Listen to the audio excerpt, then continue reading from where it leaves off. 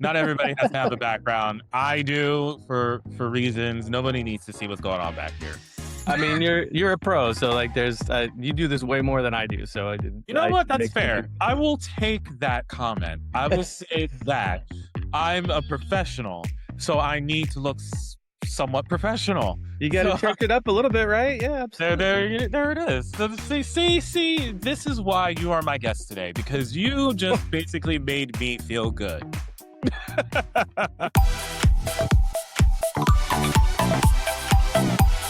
Welcome to Buzzworthy Radio. Here's your host, Novell J. Lee. Bobby Garza is joining me, and he is the executive director of the Sonic Guild. And you were just named this last month. From what I understand, this is an organization that likes to bring people to new and upcoming artists in the Austin, Texas region.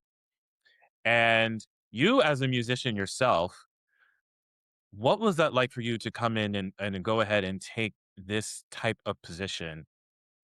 What was the reasoning behind it? Because I know for something that I read in one of the interviews that you did, you wanna bring more collaboration going forward and not having people work against the music scene. You now want more people to work together. Was that one of your defining reasonings behind taking this position, or was there more to it than that? I mean, there's a lot more to it, right? Like, I think, music has been at the center part of my existence since I was a child, right? Like, my family was a musical family. Nobody really did it professionally, but it was always like there was a guitar and sometimes there was a PA and a drum kit and people singing, Yeah, and it has been something that I have associated joy and positivity with for a long, long time. And when I was actually a musician and playing and touring, once I got over my stage fright stuff, it became that source for me, right? yeah, And when you start seeing artists that embrace that as well, one of the things that I wanted to do professionally is to figure out how to advance that for others, right? Because it's such a yeah. beautiful thing.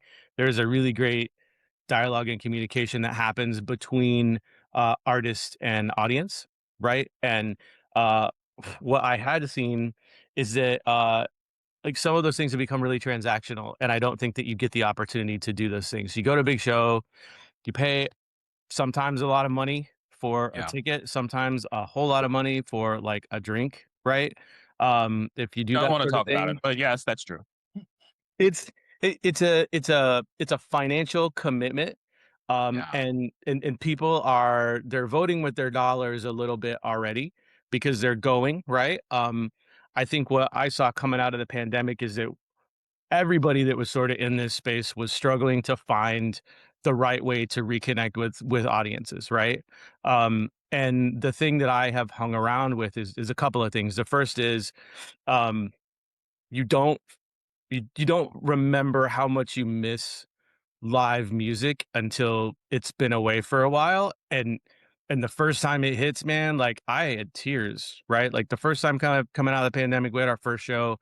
I didn't know what to do with myself a little bit, right? Like, it changed my world, and I forgot how incredible that is, right? And I wanna share that with everybody, and the people that, I think a lot of times for, performances and stuff, like, you're competing with people's couches, right? Or their desire to live in that space, or they're like, "I'm just gonna stay home," and I fought that as well. But when even the last 4 shows that I've been to as a Sonic Guild, ED, it has reminded me every time how absolutely special it is, and how um, supporting artistic endeavors is critical to mental health, community health, economic health. Like, Absolutely. there's so many like pathways that you can talk about how amazing it is, and we just need to keep reminding people of that. So that's the first part of it. The second part of it is um, what I see in like the nonprofit space a lot is that there are a bunch of people that have an incredible idea, an incredible thought about mission. And instead of looking around their community and saying, like, is somebody else doing this? Or maybe I can, partner with somebody. It's like, I'm gonna start a nonprofit. There's almost 140 nonprofits in Austin the last time I checked that were specifically dedicated to music. And so when you think about like how many pathways you might need to create and where artists find the appropriate services, that almost feels daunting, right? And I've been working in like music policy spaces since mid 2000s, and that was one of the things that artists were saying then, right? It's like I don't even know where I'm supposed to go to get services. How do I look to figure out what those Yeah. services might be? Is it educational financial health? Is it mental health? Is it actual like physical health? Is it getting a loan? Like all of these things. It's just it's hard to know where to navigate. And so when we were working on strategies to develop bringing performance back out of the pandemic, it was like, maybe we should just collaborate with people, right? Like maybe we don't need to be all things to all people, and maybe we need to find all of those other folks that are doing amazing jobs and just be open and present and reach out and say, I really respect what you're doing. If there's ever an opportunity for us to link up and to join forces and join staffs and join brains and stuff, like let's do that. And sometimes it works out in incredibly positive ways, and I think that um Austin is a great city for that, and we forget that sometimes and think that we're just going to go solve it on our own, but there are so many great organizations here, and I don't think Sonic Guild needs to be a panacea. What I think that we do well is we find really incredible emerging artists, and we present them to a group of people who are willing to crowdsource some level of success for them, right? So we Yeah. members pay us an annual fee. They get access to probably 2 dozen shows over the year, sometimes three in a month. One big ball at the end of the year and one festival kind of setting kind of thing in the spring. All of them are free, right? So Wow. in terms of like an investment, it's pretty awesome. And then what we do at the end of it is ask them, who are your favorite bands from the folks that you saw? It's really trying to deepen a level of community conversation about we we got to support those, you know those girls, right? Those young girls that are like a punk rock band that are so dynamic, right?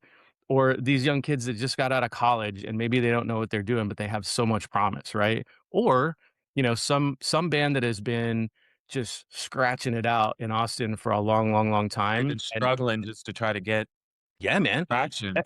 And a $10,000 grant with a little bit of support and a little bit of education can be transformational in not in the ways that like we're going to solve all your problems with $10,000, but maybe it allows us to give people some financial space and some brain space to actually spend a lot of time on their next record or their next PR campaign or their first PR campaign or their first regional and national tour, right? Like Yeah. all of those things are where artists struggle because there's a lack of a community around them that provides support. So, the joy part is something I'm really interested in, and I want to like further, the artist thing is in the collaborative methodology that we start using for that, where, instead of me trying to provide healthcare for somebody, I call, the community that's been here, the nonprofit that's been here in that space for 20 years, right? And the one that has been doing mental health. And instead of me trying to say I'm going to do it better than you or I think I can, I just want to say like they're already doing great stuff. Like let's just lock arms, right? And I'll send Yeah. you them and you send me other ones, right? And that seems to it doesn't seem like it's a very like revolutionary idea, but I think rising tides are something that we should be focusing on, from a strategic standpoint. That was a There. long answer, so I'm sorry about that. I am not sorry for that because there's Mm, so many things I want to respond to from that mm, long-winded answer. So give it to me. the first thing I want to say is about the comment you just made that it kind of seems somewhat new of a collaboration process because I think that it seems revolutionary, which was the word you used, is because nobody ever thought about doing that before. I don't think anybody really realized that in this scope, we've seen collaborations in music videos and everything like that. But in our scope, and what we do behind the scenes, I don't think anybody ever really thought about collaborating until, I'll be honest, after COVID, or Yeah. even when TikTok started gaining traction as a phenomenon.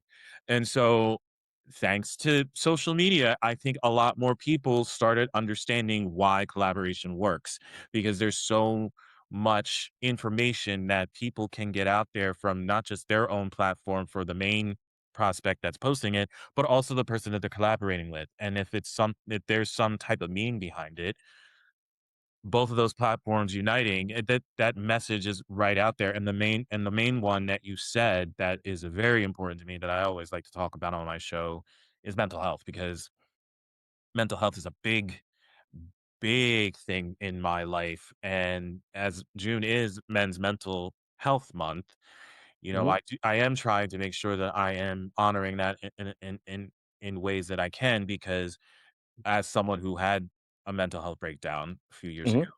and still struggles with mental health, it's something that I want to make sure that people realize that just because you may see me on the outside looking as I am right now, I'm 100% raring to go. It looks like I'm pretty much happy.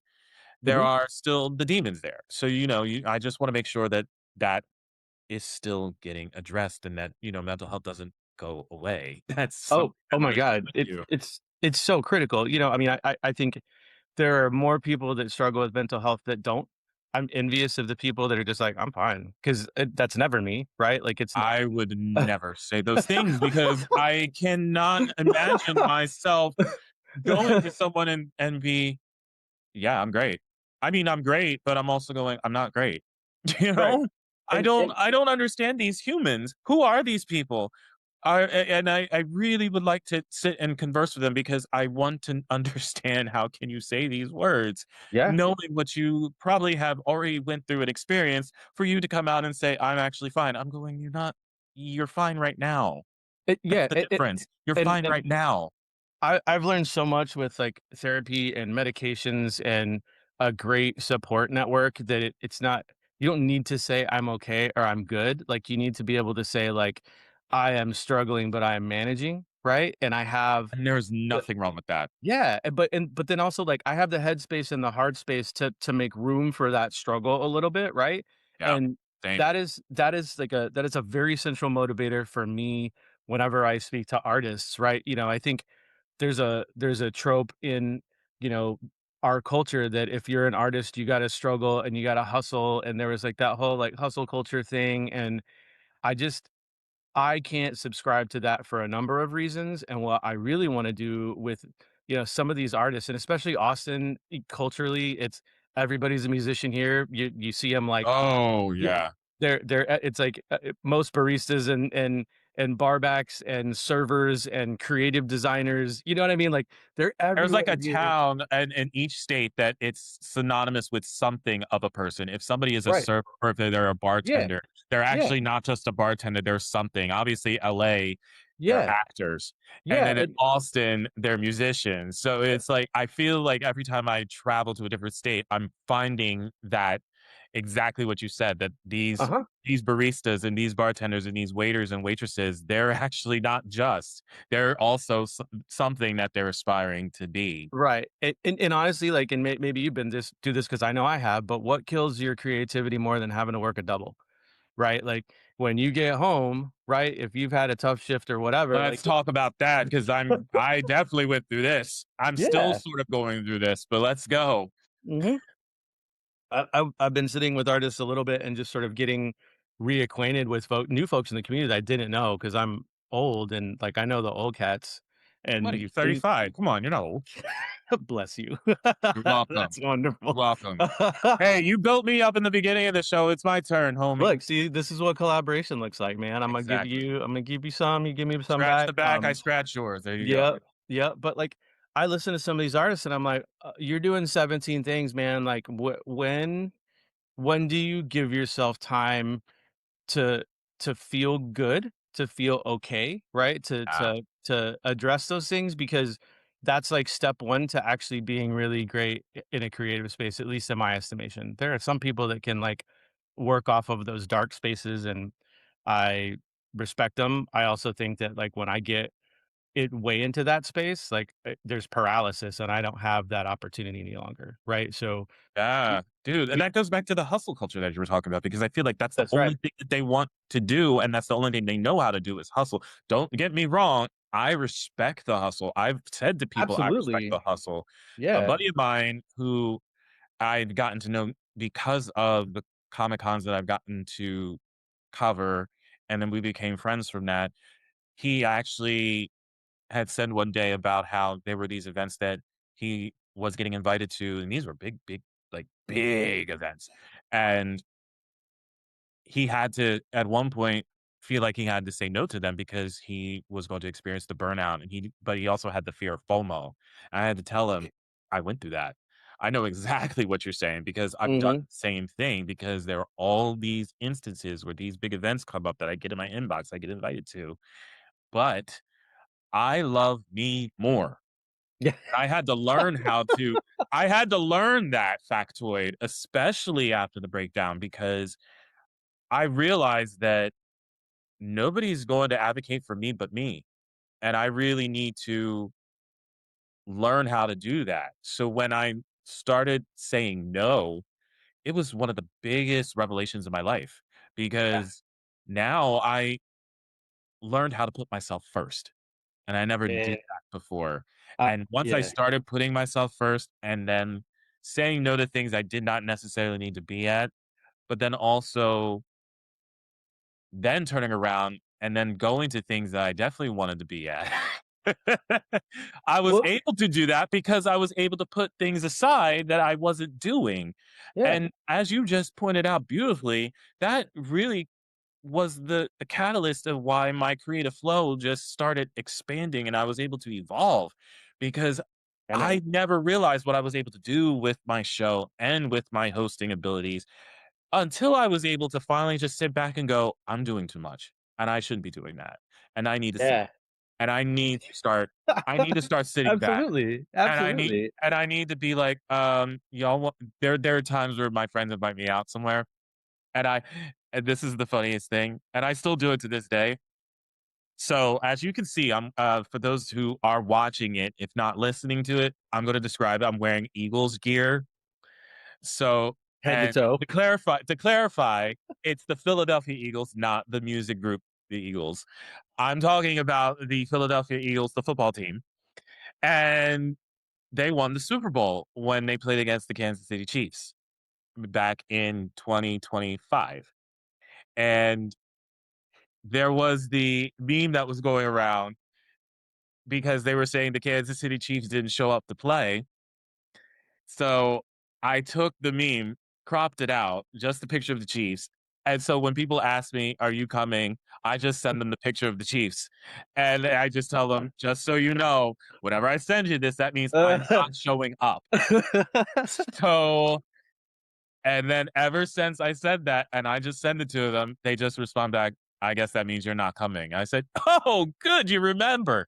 So it's been such a godsend. So and they understand that I need to have that space because Yeah. it's at a point Yeah. where they know I do so much when I'm Mhm. doing the show and when I'm traveling. And then when I get home, I need that break. And I don't want to I've already conversed with humans. I don't want a human anymore. So Right. I really don't. And I need to have that I need to have that semblance of self before I Mhm. can human again. And then once I do, I'm ready to go, and then and then it's just boom. It's just a creative mindset that just shifts and just starts all over again, if Yep. not bettering myself. And I think Yeah. that's such an important thing for an artist, whether you are a podcaster, whether you are a musician, whether you are an actor, whether whatever it is in the entertainment space, Right. you have to have that because if you don't, you're just going to crash and burn. And that's the one thing that I really don't want to see happen with a lot of these people in this industry because 1000%, man. because it's a thing. It's a Yeah. thing. And I've Yeah. gone through the thing and I'm watching others go through the thing.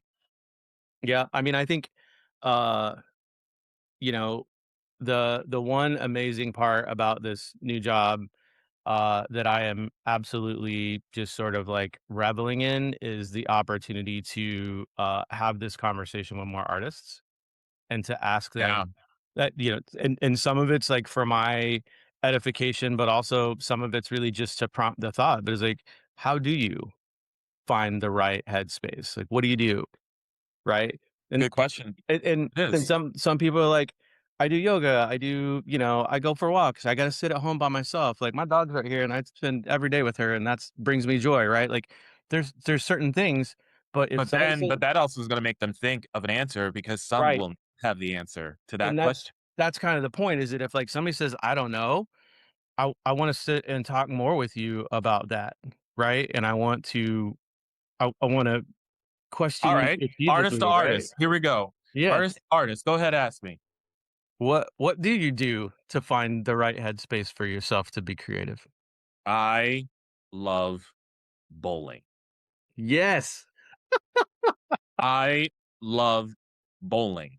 I will go to a bowling alley. I actually go every other Sunday, and That's incredible. I go with a few of my friends. I'm actually going this Sunday. This is our Sunday to go. I couldn't go because I was away covering Tribeca the last couple of weeks, so I Mhm. missed it. And but this Sunday I will be there to do that, and it's one of the best 4 hours of my life. I get to do that.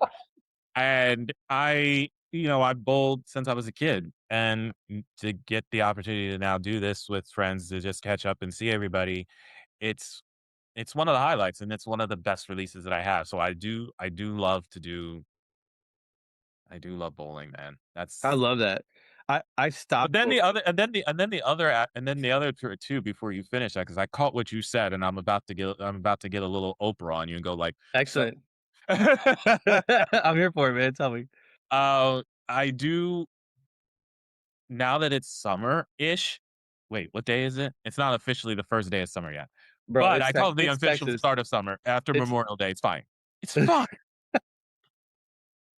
I love to get in the car and drive because I Ooh. love to listen to music in the car. Mhm, So I will turn up the volume in the car. I don't care that my voice is bad. That doesn't matter to me because no one can hear me. And even if mhm. they could, I don't care because I'll still sing anyway. And it's just the first song that comes on is Headstrong by Trapped.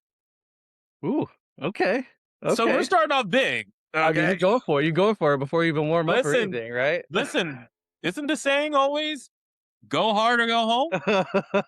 Yeah, it's true. So that's what I do. Yeah. And that's the first song that comes on, and because the playlist it is called My Likes, and that's the first song in the My Likes album is Trapped Headstrong. And then it's just goes into more rock. I got Nirvana in there. Mm, I got Papa Roach in there. I got, okay. you know, Linkin Park is also in there, and then hip hop and R&B also to follow. There's a lot going on in this headspace in the music scope. So it's just I get to hear that, and I'm just ready to go. I love getting to do that, especially since I to be fair, when I'm doing these drives, I actually have a place to go. I'm not just driving anymore now to waste gas, considering. So Considering gas prices? Yeah, that was good. Like, that's you exactly the live in point. luxury, sir. You live in luxury. I try not to tell people, but really, I live like a high class life. But That's really your home, right? That's really your that's home. really it. And no, but now I'm going somewhere when I'm doing the drives. So it's now an excuse to listen to music. But honestly, even if I wasn't listening to it, I would be doing it in my house. And I always would put it on. And it's like, it just pumps me up and it just gets me, if I'm feeling down, I need that one song that just turns on and then automatically it just shifts. Mhm. And it's I never really got to do that until after 4 years ago, which was when I had the breakdown. And then once Yeah, it yeah. happened, now it's a whole different trajectory, and I just look at it and I just say to myself, "Wow, what a turn it's been from all these years past to now to where Yeah. I put myself as a priority when at one time I never did." And I think that that was because of the people pleasing aspect. And I don't know if you experience that in your field, but I'm sure you do considering, Yes. Absolutely. you Absolutely. know? But I feel that that's really what it was because I was a people pleaser. And don't get me wrong, I think I still have some bouts with that. But I've learned more to not. Mhm. And that's okay. Yeah. I tell people all the time it is okay to say no. Mhm. There's no shame in the game to say no. But if you grew up not doing that, not learning how to say no, that's going to be difficult for you. And I feel that that's me as someone wanting to have that conversation, the reverse you, Yeah. to talk to them about why do you find it so difficult to say no? What is it about? What is it about you saying no that is fearful? Why are you afraid of it? So, I mean, no is a it's a hard thing to practice sometimes, especially with people that you care about or people that depend on you or, some of those things. And I think making those choices uh, is incredibly beneficial. Just learning how to do that gently with other people. But I've always said that if you live by some Kenny Rogers lyrics, and you know, sometimes when I'm like, uh, apropos. right, when I start feeling like I need to say no, I'll just like hum, the first part of that chorus, and I'm like, oh yeah, I know where I'm at. I gotta run away. You're gonna start sending the Chiefs meme to people now on the Probably, text message and just be like, yes, "Nope, that's not it, yeah, no, this is not what we're doing today." So, no. for The sure, for other sure. the other part of what you said earlier that really made me sit there and go, "Yeah, I miss it," was the concert part, because once COVID hit and I didn't have that anymore for a while, that was hard to give up. That was so difficult, and especially since when COVID happened, I was so mad because there was a concert that was on my birthday, Mhm. like, on the exact day of my birthday that I wanted to go to, and it was Rage Against the Machine. Oh, And I said, "Damn it," mhm. because now I couldn't go because we were on lockdown and we had to basically be in our houses every day. I couldn't be in my house every day because I worked in pharmacy. We are not mobile. Oh, We mm-mm. still traveled. Mhm. So that is what happens when you are a first responder. Yeah, for And sure. and shout out to the first responders because we Yeah, love and respect you. And I still am one. So that's amazing. yeah, so that's 22 years since I've been in that field now. Ooh, So yeah. yeah. And so once the concerts went away, and then once it slowly started opening back up, and I remember the first concert I went to, Corn and Alice in Chains. Oh my gosh. Talk about starting big, starting Listen, loud. That's great. you already know about Trapped Headstrong, so we're just going in the same theme here. Yeah. And so I've never seen Corn live before Mm, until a couple of years ago, or maybe, yeah. well, I think it was 3 years ago around that time, maybe 4. But I've seen Alice in Chains before. So Mhm. that was one of the main reasons I wanted to go, is because while I've seen Alice in Chains, I've never seen Corn.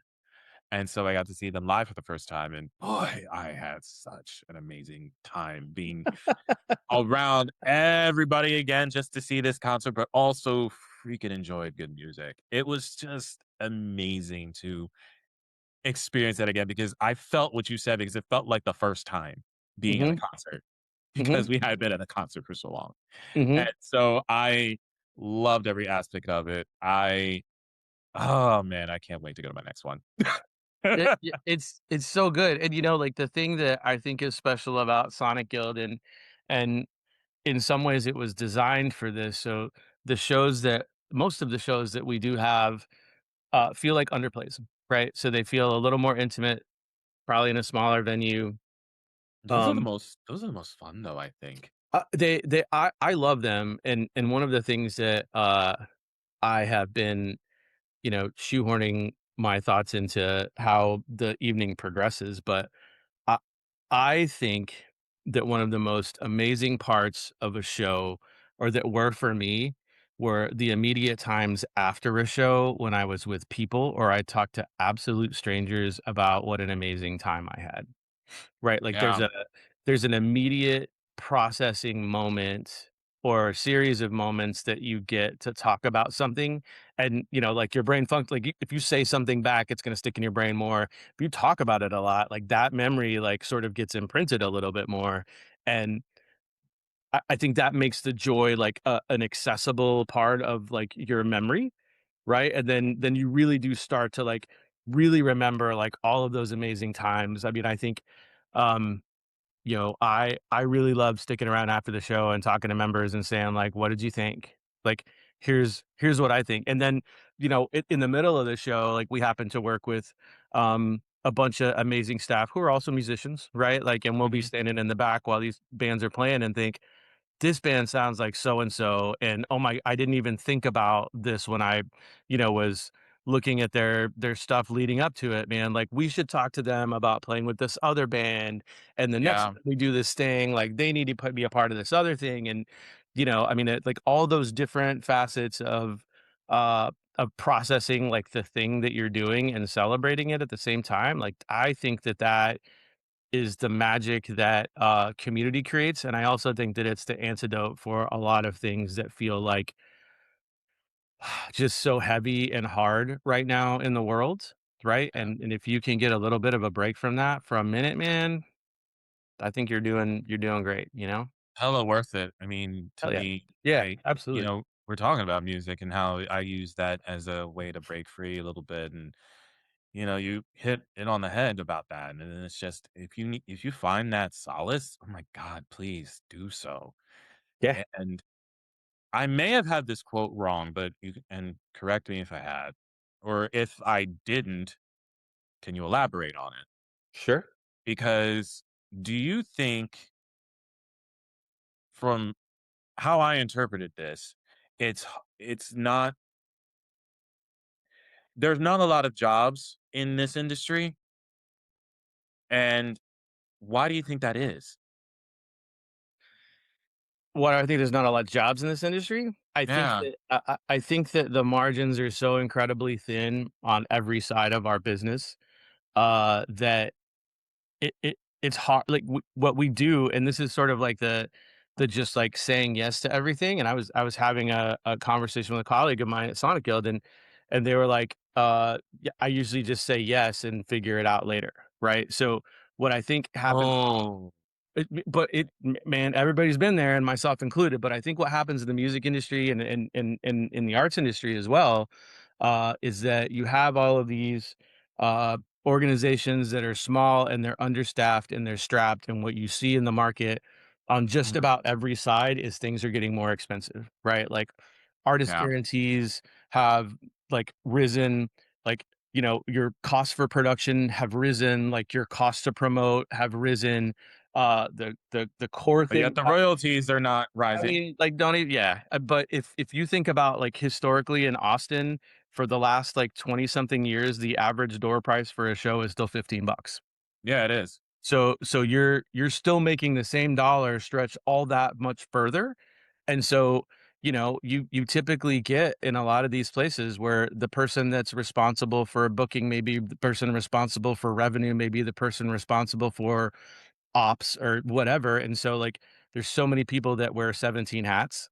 I think if money were not the prevailing, standard by which you can stay sustainable, I think you would see more jobs and better jobs. But I think as it stands right now, we're monetizing music less well than we ever have been, just by virtue of how people come to music. And that's not like a knock on any of that stuff at the moment. But what it does, and where I think that there's an opportunity for a different type of conversation, and where places like Sonic Guild are important, is that you have other opportunities to support art, and you have other Yeah, opportunities to sort of like think about how you ingrain yourself in these activities that really do bring joy. So let's continue to remind people, right? And then I think there's a cascading part to that. So if Sonic Guild raises like if we get more members and we can raise more money, that means mhm, that we give more artists more dollars and then they struggle less, right?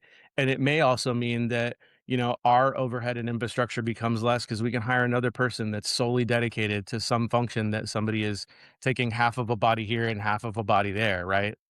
yeah, I did a lot of work in like music festivals and stuff, and everybody takes on like 12 jobs, right? It doesn't really matter. And then when you're done with your job, you like get on radio and call somebody and say like, I'm done. What else do you need? Right. yeah, I think that part of community is like really incredible. Right. And some of the people that I learned from, that were younger than me, that have been in the space longer, uh, that practice of asking how people are and what they need, and if there's anything that you can do for them like on a regular basis, is so valuable. But the jobs part of it. Like there ain't nothing you can do until we start to figure out how people want to value music and art in a different way to the extent that we can provide sustainable um incomes for them and pathways, right? Like it Yeah. feels like such an obvious connection, but it also we talked about this a lot in my last job is that art's not really a luxury, it's an imperative, and it's an imperative for like the mental health reasons that we talked about, but we have a harder time making that articulation and it's longer, right? But there's nobody really dedicated to do that right now. It's interesting hearing you describe that, and even in my mind, when I think about people who want to start in the industry, whether it is acting or in the music scene or whatever it is in the entertainment world, and how they get that no when they first starting out, and all of a sudden it seems like once you hear that no, they don't want to continue and focus on this avenue anymore. They want to focus on something else, and Mhm. not wanting to work on that craft to better themselves. And been there, done that, learned from Mhm. it, and Mhm. I took it to where I needed to learn how to better myself. And if I didn't do that, I probably wouldn't be sitting here after all this time. Yeah. But I feel like nobody has those conversations, and I think that you at Sonic Guild want to have those conversations because you want to see you want to see them succeed, not just obviously for what audiences want to take away from what they want to hear, but also the artists themselves, because some Mhm. of these artists also suffer from that imposter syndrome, and they feel like Yeah. they're not good enough. They're not going to be able to market themselves. They're not going to be able to see themselves get to a level that they feel is comfortable for them. And then all of Yeah. a sudden they want to throw their hat out of the ring. Mhm. So that's, to me, I see that a lot more than I thought I would have in the Yeah. years I've been doing this. And Mhm.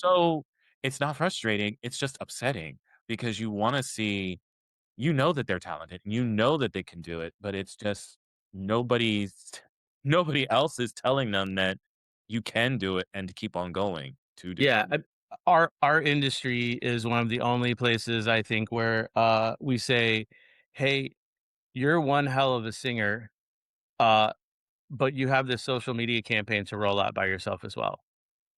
Go build the strategy, go build the engagement, go know your audience in that way. Don't worry about writing songs for a minute because you got this other crap to do, right?" Yeah. And we expect people to sort of, especially when they're starting out, which is probably the most critical time, we anticipate that they are gonna shoulder all of those things, not get themselves into financial trouble, not get themselves, into stasis or into these other places, and then when they do get to a level where they might be able to get out of it, there's no pathways for us to provide them an opportunity to level up or to, springboard themselves elsewhere. Yeah. I've done I've spent a good portion of my time right now trying to reach out to our past grantees and saying, like, what about Sonic Guild was great for you? What was not Mhm. great for you? Right. And what can we do better? Right. And I Yeah. think that's the second point that I uh I really hope that we can figure out, right? And so the way that I know how to think about criticism is to surround myself with people who at some point don't care if they hurt my feelings, right? So like give it to me That straight, too. right?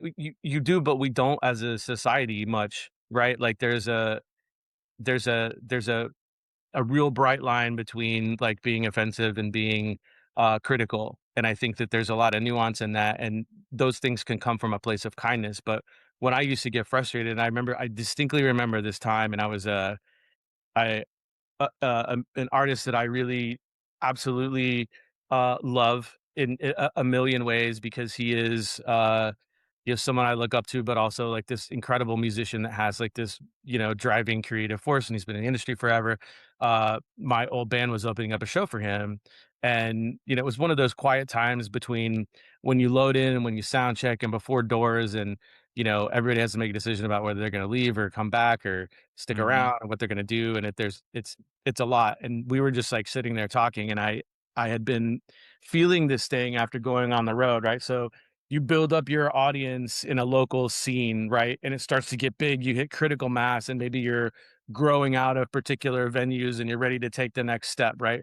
The next step Um, essentially means you take your work and you transplant yourself into another community that knows nothing about you, and you have this much time to tell them who you are, what you sound like, all of the like normal interview questions that may hit somewhere, not in paper any longer, right? It may hit right. somebody's algorithm, and maybe they'll see it or maybe they won't. Um to convince them to come to your show. And so what happens a lot when you get on the road is like you've had this like we're big in our town, and then you hit Hmm. the road and you're playing to 5 people. And, 5, 10 people, like, when you start doing it, like, night after night on the road, like, that it hurts. Like, it's hard, Of course. right?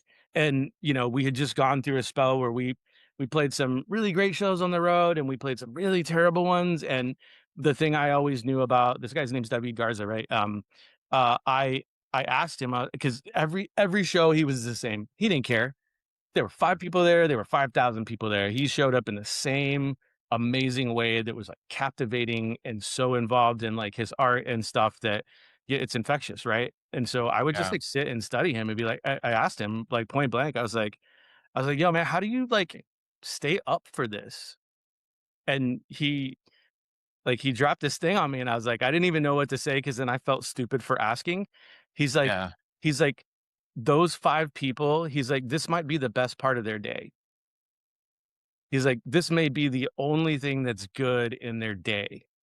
And he's Yeah. like, "Isn't that an amazing thing to be a part of?" And I was like, "All right, I feel stupid now. I'm just gonna go sit in the back." You know what I mean? But, like, there's that's a tough, like, graduated space to kinda get into, but it's like, once you get successful locally, then it's a slog elsewhere, and, man, you gotta figure out systems of support to make sure that everybody's right to get to those next spaces and be successful there, so, um That's I'll be honest, that's a very inspirational statement that he made to you. But also, how long did it take for him to realize that? I don't know, like, every time like, from the initial time I met David, and, 15 years before that, when I first saw him play live, he was the same dude. He's, like, the same Interesting. dude. Yeah, and I think that those people are, uh, generational sometimes. I think that, our opportunity is to learn from those folks a little bit and to find, some motivation. Uh but then the next thing I asked him, I was like, "Please tell me what's wrong with our music," right? Like, or please tell me what's good with our music. Like, if he's gonna give me good feedback that's honest and that I wasn't necessarily ready to hear, like maybe I wanted to just have like a big pity party, be like, "Yeah, I hate playing 5 people, blah blah blah," right? And he like turned it around on me and made me feel stupid a little bit. I was like, "All right, well, tell me all these other things," right? And Yeah. I think that we have an opportunity to uh and I think this is a great irony too, right? Like, I used to tell people, like, I worked in public service before this, and I worked in like this music and entertainment space.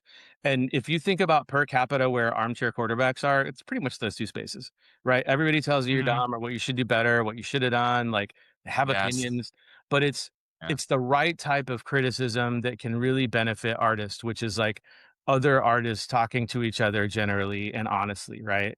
Um, and when I was about to start this job, um, it had been it's just a time in my life where my kids are a little bit older, and I finally had like some me time to sort of like get back to what I was going to do to start thinking about creating. And I called up my buddy, he's a producer, his name's Jay Dash, and I was like, "Will you listen to my music?" And Mhm. he's like, "Yeah."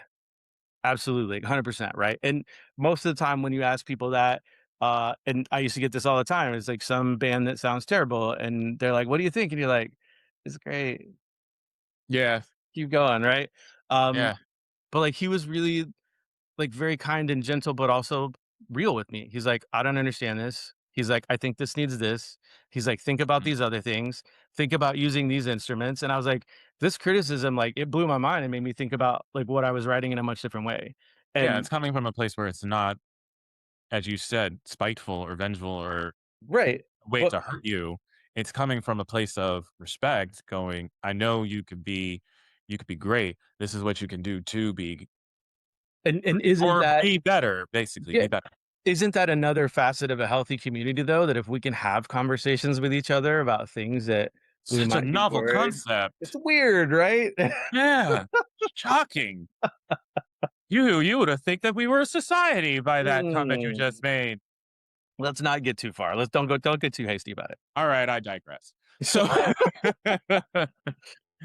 I mean, there was some hope. It's now Dash. I So mean, like it's still there. It's like it's just like underneath a bunch of other crap, you know? it is basically now at the level at Honey, I Shrunk the Kids. We are now at the point where I'm about to get sucked up by the lawnmower. Yeah, but you know, like I think about yeah, I did a lot of student organizing stuff when I was young, like as in college. And one of the things that always stuck with me was this old poster from like the Black Power movement, right? And Mhm. it's just two arms, and it's one arm grabbing onto somebody else as if they're gonna pick them up, and it just says, "Brother, you ain't heavy," right? Like there's that Yeah, I do know there's that one. Yes, yes, yes, and I'm probably getting like the slogan wrong, but like the intention is right. Like yes. that Yeah. that initial motivation, right, like should be top of mind for us in a struggling industry that, you know, has to respond to technological marketing structural changes on like an every 6 month basis when algorithms change and all of the other crap. Like we should be able to say, um I saw what you did, you should think about this other thing, right? Because it's Mhm. what I did well and it worked for me. um you know, I started to embrace that a lot more as I got older. I started training martial arts with my kids, and the teacher I had was really amazing, and it was different than I had had martial arts training elsewhere. And people think a lot that like, oh, you're just going to fight, and I don't want to fight at all. What what the initial point of all of our conversations was, if you have a situation that's vexing to you or troubling to you, here are 5 ways that you can get out of it. Go practice all of them, and then tell me which one you love the best, and they go get real good at that, right? And I think Yeah. that there's an analog for how musicians solve problems relative to industry, right? And you know, organizations like Sonic Hill can be a good clearinghouse of like those people and information to say, I see where you're at. Have you talked to this other band? We just worked with them like 2 years ago. Like they did it well, or like, you know, the label they just signed with or the booking agent they just got, they look like they would love you on their thing. And that type of recommendation is better than like any fluff piece you could write. It's better than like any like type of like PR. Like I think word of mouth and like that level of connecting people is transformational, right? Or it has the opportunity to be, right? I 100% agree, especially about word of mouth, because I feel like that's more powerful than any article or any PR piece. Because I've noticed it in what I'm doing, because people talk, and once people talk, they listen. So I don't knock it when it comes to word of mouth. I embrace it. If not, I also tell people, tell a friend, tell somebody you know, tell a Right. stranger on the street. You know, And yeah, it gets people talking and listening. So I I like that more. But I feel that's I feel a little bit like a broken record, and I know that like people that I'm close to, uh, probably roll their eyes a little bit, like, "Oh, here he goes again." But I think that you know, I was at this conference, and there's this dude from the NEA talking about the survey that they did, and they were talking about people spending time alone, and mhm, and one factor of that was how people access new uh stuff, right? It's that okay. I think that's the technical term he used in his pres presentation. It's not. Um, but essentially, like the thing was, like people find new performances, new art, new music. Like 62% of them do that through friends and family. Mm, And that's as high as social media, right? And yeah. so what if we spent the same amount of money that we spend on marketing campaigns into building resilient communities uh that can be honest with each other, that can provide good feedback, that can provide like amazing levels of support. and that can then go financially invest in whatever these endeavors are, like that feels like a like a beautiful promise. And that's sort of where I think Sonic Guild is in a lot of ways, that we have all of the building blocks to start doing that. And it's like I'm so grateful that I get to even be a part of it in the way that I am. Like I would be a part of it just if I was like some guy on the side going like, I'll go to a show. I'll I think tell a lot of people what people I would think. I think a lot of people will respond to that better too, from hearing it from a word of mouth aspect than that of a, as we mentioned, a puff piece article, Yeah. because it's genuine when it comes from somebody that you hear from word of mouth. I feel like Hmm. so that's Agreed. why I think for that, especially in this industry, it's more enticing coming from word of mouth. But what do we know? We're just here talking, and they're listening. We don't know what we're saying here. We have no clue what we're talking about. We're just spouting off. Don't listen to us. It's been a good conversation though. So I mean, I can think of worse ways to spend a Friday afternoon, man. That is also accurate. I probably would be napping right now, Oh, but I'm also not. well, I mean, That's I'm called growth.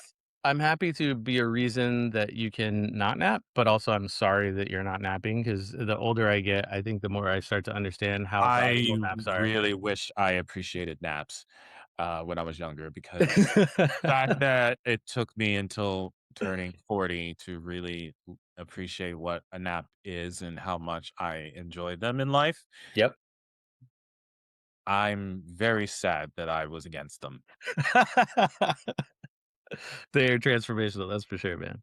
Seriously, it was life altering when I Mhm. started embracing naps, and I just said, "Oh, you mean I get to sleep whenever I want And and I'm not so much care?" better when I wake up. And actually feel that I can get up and it's not early in the morning, to where what's the animal that I compared it to when I wake up in the morning? Because I'm not a morning person at all. Mm. So I compared myself to something, and I can't remember what it was. All I'll say is that oh, it wasn't an animal. It was the Incredible Hulk, and, and so if I don't have to turn into the Incredible Hulk in the morning, minus the green. Well, I can't really say that right now because I'm wearing green. It's true, as But long as you're not wearing purple sweatpants right now, man. I mean, no, it's no, I had to look. It's black. In black shorts, basketball shorts, to clarify what the shorts are. Mhm. But no, I am not in purple pants. So I'm not fully the Hulk right now. Mm. I'm I'm somewhat coming back to Banner. So there you I feel you, man, like so yeah, that's where I'm at in the mornings. It's just please don't wake me up. If you wake me up, then it's just you're not gonna like me when I'm angry, and then Mhm, it turns into, as we know, the Hulk. But if you let me sleep and I wake up on my own, then I'm not as grumpy. I'm good. It's mhm, it's fine. mhm. And then I get over it, and then I go right back to sleep because I'm able to do that. I'm allowed to. Sometimes sometimes the day requires it, that's for sure. It does require it, but I really do appreciate you spending the hour with me. This was a lot of fun, and we got to Yeah, do. likewise. That Yeah. whenever, man, I'm always down to chop it up like this. This has been great. Thanks for tuning in to The Buzz. Catch all episodes on Spotify. Remember to like and subscribe. Visit buzzworthyradiocast.com.